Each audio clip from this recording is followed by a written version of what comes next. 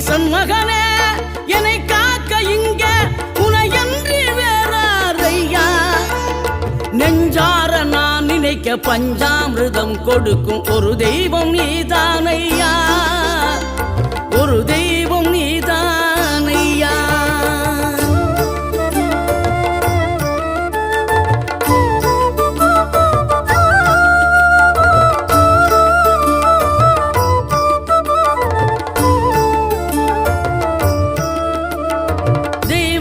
வள்ளியுடன் மணக்கோலம் கொண்டு திருப்பரம் குன்றம் வாழ்கின்றவன்